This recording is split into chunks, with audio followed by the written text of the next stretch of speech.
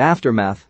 Roman Melenk, Arnold Schwarzenegger, is a hard-working construction foreman respected by the men he works with. He checks in with his co-worker Matt, Glenn Morshower, and tells him they will come in a day ahead of schedule on their latest job. Matt tells Roman to go home and get the house ready for the arrival for his wife and daughter, the three of them getting together for the Christmas holidays. Matt smiles, noting that Roman is about to become a grandfather, and orders him to take the following day off as well.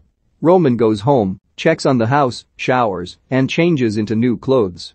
As he goes to leave, he looks at the sonogram of his grandchild, smiling. Roman arrives early at the airport with a bouquet of flowers. He notices that his family's flight has a notice to see the counter. Getting there, Roman tells them of the flight number AX1 to 12, and when another attendant hears the number, a look crosses over her face and tells Roman to follow her. She asks for his name and ID and mentions his wife and daughter are arriving, but their papers are all in order. As they turn the corner, Roman notices a few men, looking shell-shocked. One man gives Roman a devastated look, but Roman brushes it off as an oddity. Roman is placed in a room and told to wait. Roman suddenly hears another man cry out about his family. Another woman, Eve Sanders, Mariana Claveno, enters the room Roman is in. She tells him to listen very carefully to what she says next.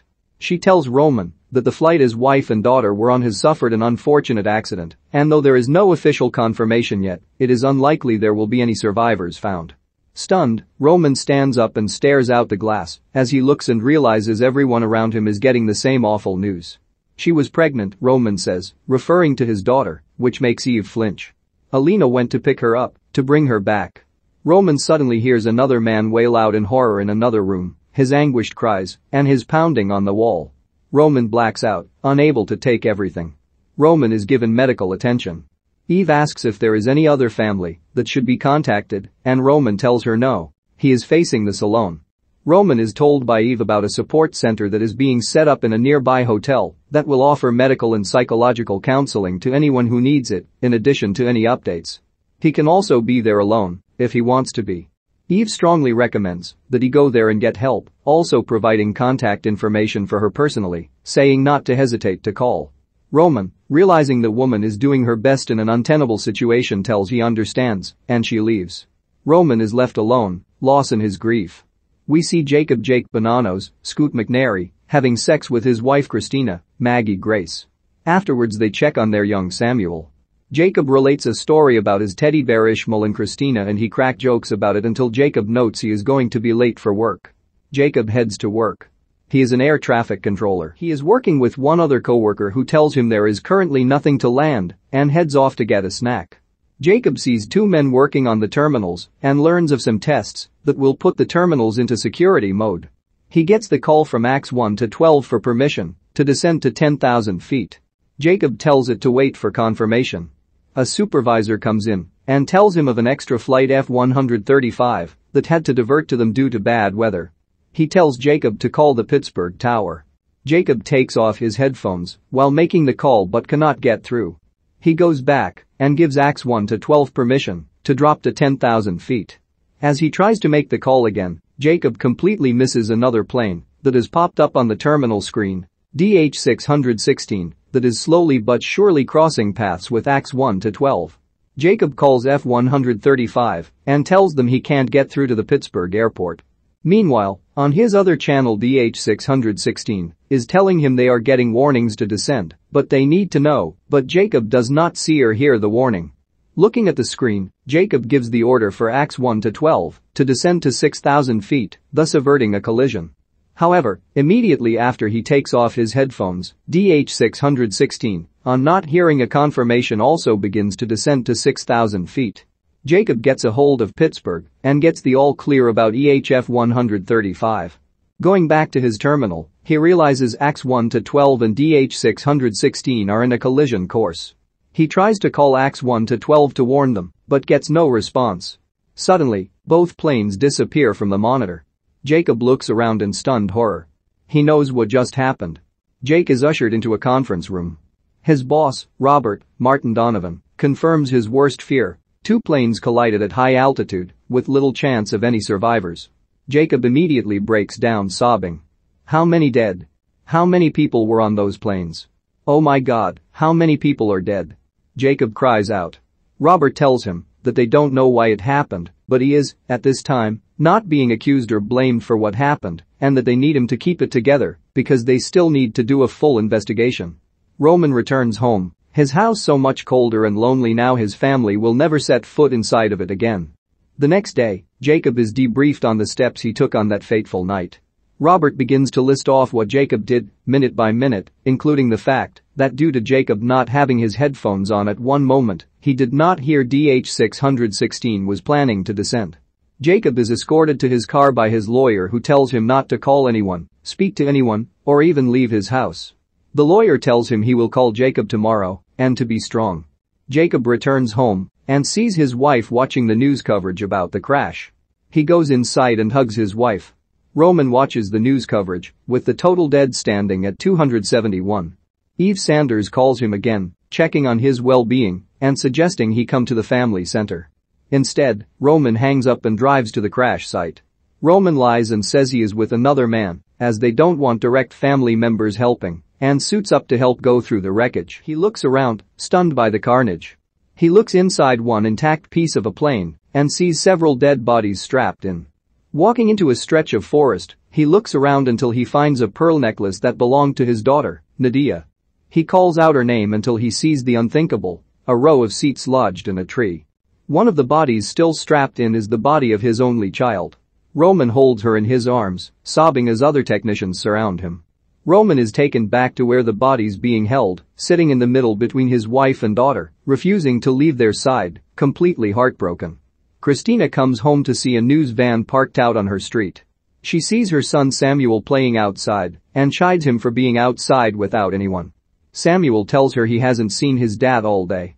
Christina and Samuel go back into the house. Killer and murderer have been spray painted on the walls. The news is out and the public has their scapegoat. Christina finds her husband in bed, catatonic.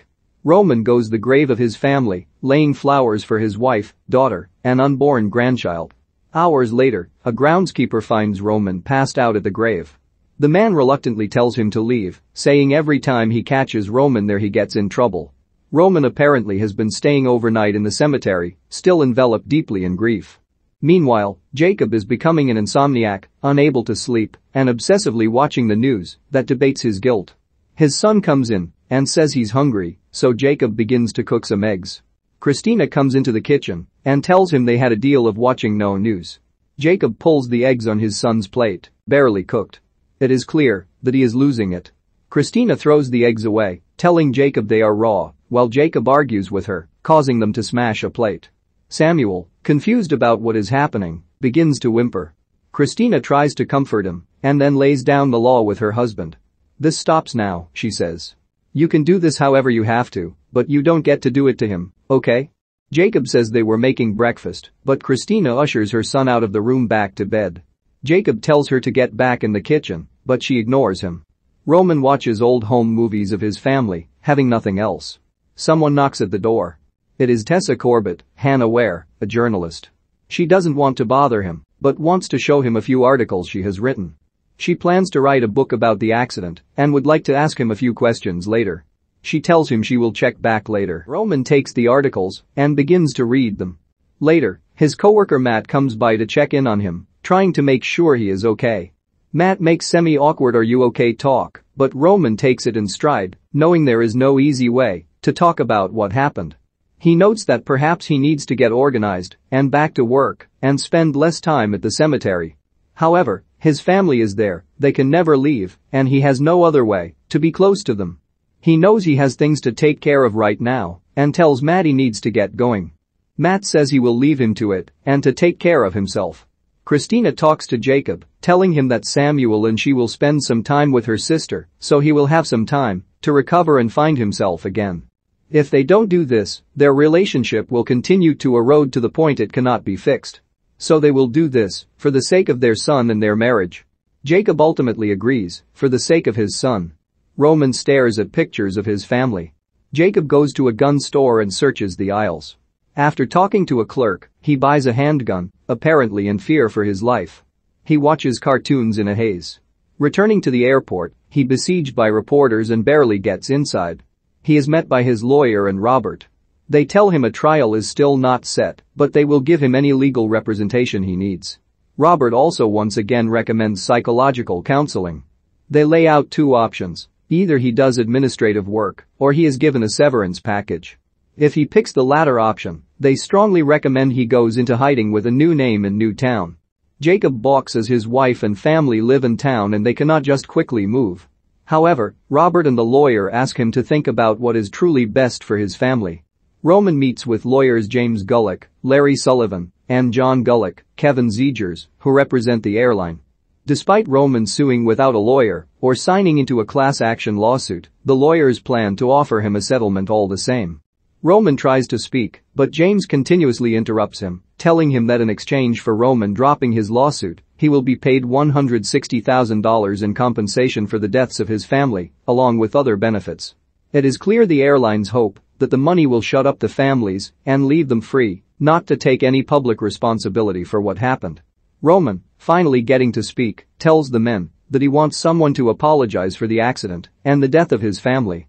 He tells them to look at a photo of his wife and daughter. The lawyers are unmoved, and the smug, condescending John Gulick tells Roman that if he does not sign, he will not get a penny, something Roman will need in his situation. Roman gets up from his seat and orders John to look at the photo. "Look at this photo, because you didn't before. Look at it," Roman screams. John does so begrudgingly and without emotion. Roman walks out. Jacob is meeting with a shrink who asks him to go over positive thoughts he has had in the past week. Jacob replies that he had hoped to get his prescription refilled. Jacob does not actually want to talk about what happened, hoping to stay in a chemically induced haze. The shrink pushes, so Jacob tells him he doesn't feel good about anything. "So, just give me the fucking pills please," Jacob snaps. "Or I'll go down the street and rob the goddamned pharmacy." Roman looks at his wall of photos, now also filled with newspaper clippings with debate on whether Jacob will be held accountable for the crash. Jacob, in his apartment, stares at his bottle of pills and begins to shove a handful into his mouth, sobbing. He grimaces in pain and falls to the floor. He shoves a finger into his mouth, throwing up the pills. Roman goes to buy some alcohol. He drives to his construction site and walks around. He goes to the roof, debating whether to jump or not. We see a short scene of one of the planes falling out of the sky, on fire. It is the 1-year anniversary of the accident. Roman is attending a memorial service at the crash site. Large steel balls have been placed in various distances around the crash site as metaphorical markers of those lost there.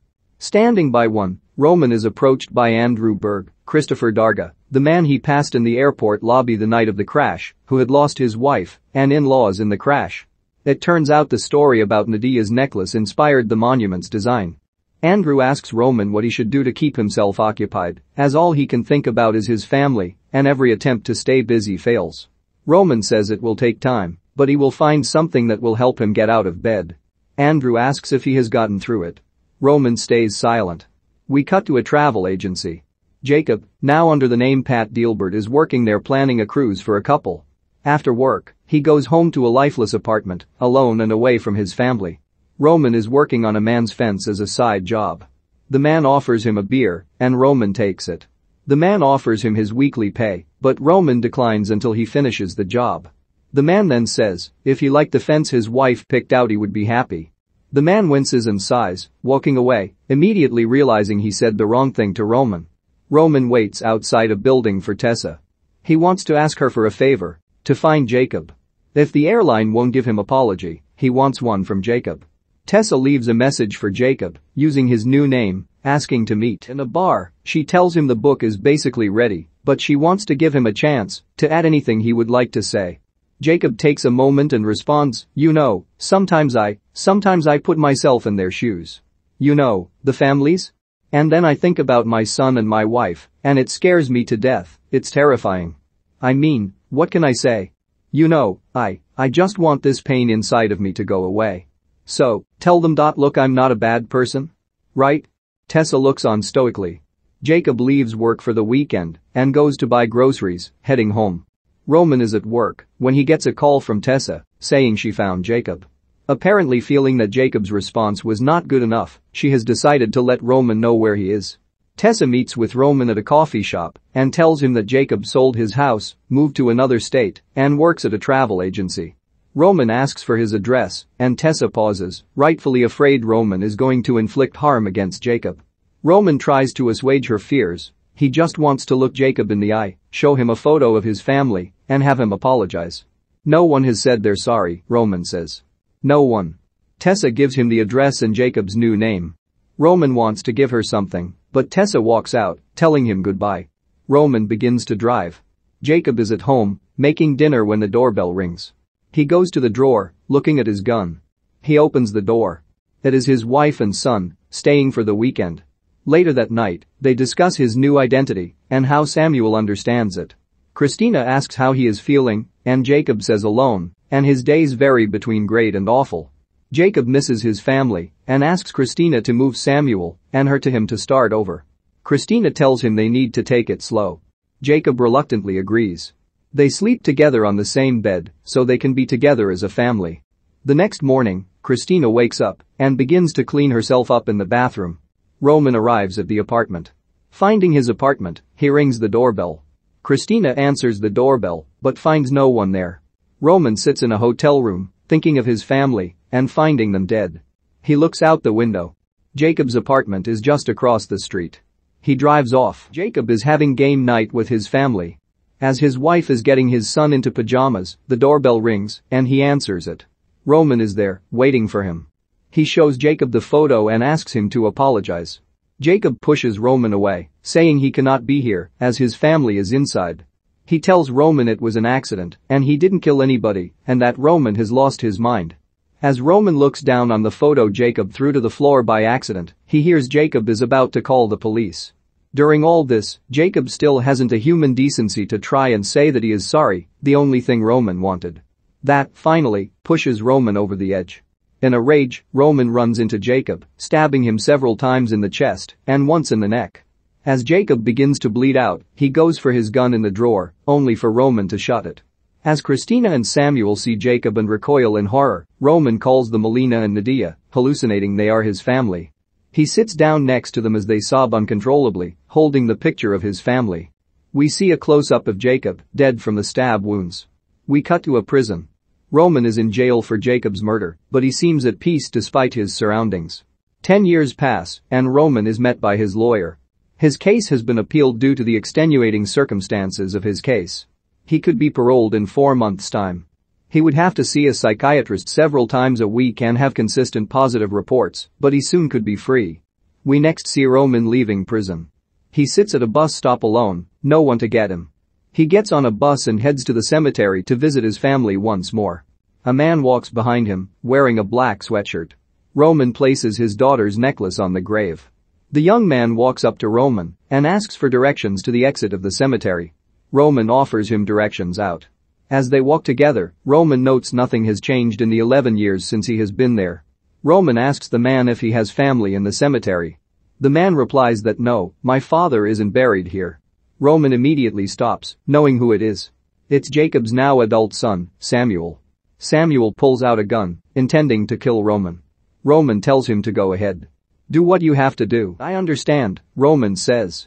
However, Roman tells him that he is sorry for what he did, something Jacob was unable to do, the very act that could have prevented his death. Samuel, breaking down, says he changed his mind and that he is not going to kill Roman. It's not what I was taught, he says. Samuel tells Roman to go as he continues to sob.